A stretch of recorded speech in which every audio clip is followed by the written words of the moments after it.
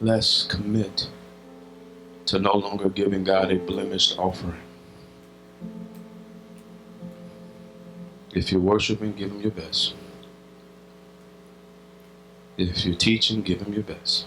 You're ushering, give him your best. You're setting an atmosphere and an example that will allow us to not only survive but excel in the world he created for us. And as we do well in the world he created, the world rewards us with influence. And as we have influence, we can begin to shape the hearts of men and women toward our God. Do you see how that works? So you're given these platforms as a training ground, not as a time waster, a training ground. Give God your all. Give God your all. And he will in turn give you development. He will in turn give you maturity. And when that happens, he'll make sure right people see you so that men can give unto your bosom. You haven't missed your season. You just haven't prepared for it. And so because you're not ready, God makes sure that you don't hurt somebody else who is. Because we have to remember he doesn't just love us, he loves them. So those you're waiting to open doors for you, God has to protect them, even if he has to protect them from you, while you mature and grow. Create your season through your obedience. Create your season through your discipline. Create your season, watch this, through your true submission. Submission is not a weakness. Submission means availability. I'm open to receive. I'm open to receive from those who have gone before me, who are now willing to teach, impart, and pour. As I receive impartation, it quickens my maturity. As my maturity quickens, it expands my opportunities. As my opportunities expand, my influence broadens, and my importance to the kingdom is enlarged. God can use me more and will use me more. Am I making sense to anybody? We've been called to a ministry who at the core of its leader, which means it's at the core of the ministry, is the development of leaders. You only follow so that when your moment to lead, you'll be equipped to do so. You are becoming a leader in various capacities of your life. Seize your moment so that your moment doesn't seize you. Seize your moment so that your moment does not seize you. Selfishness is not necessary in the kingdom.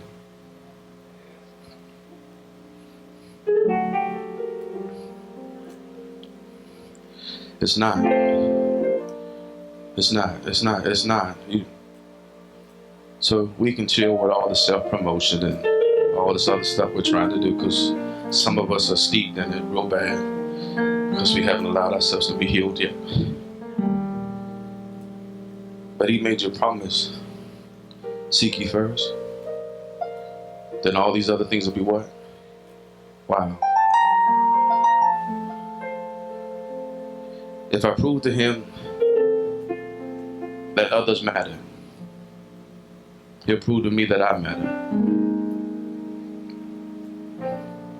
I need you to understand, you almost kind of back God into a corner when you do that.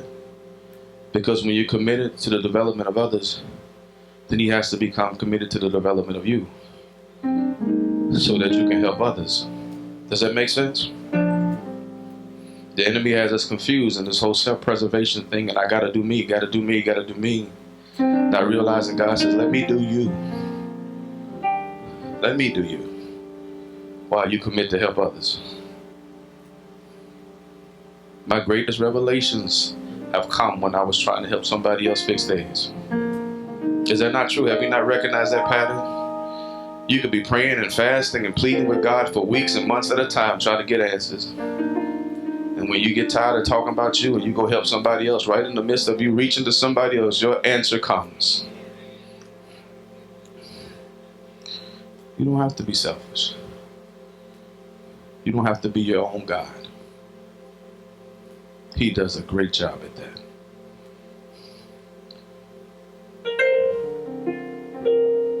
Serving is a privilege. It is more blessed to give.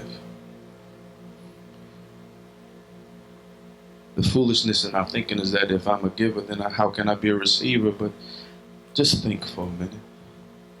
I can't give unless I receive first. I need you to think. I need you to think. Selfishness has that twisted. I can't give unless it came through my hands first.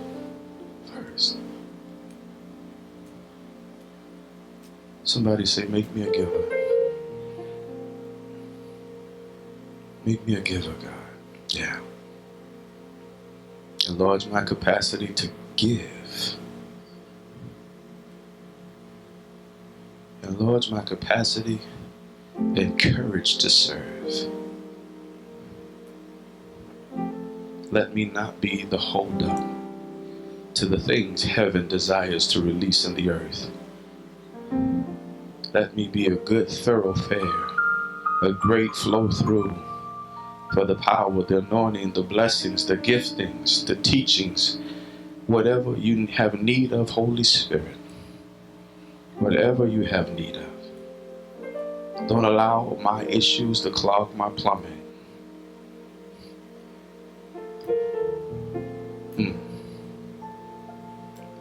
Teach me to work on all things that hinder me from loving others, serving others, being of use to the agenda of God.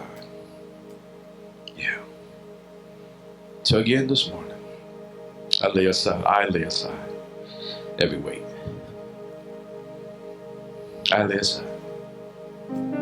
I know some of it I'll have to pick up, but I got a feeling somewhere in my worship, some of it's going to disappear. I will not pick up what I laid down, not all of it. And whatever I do pick up, you and I are more than capable of handling. We can handle it. Thank you for another opportunity of assembling together with believers. We will worship you as if it's our last time, but we will dream as if we will live forever. In Jesus' name, amen.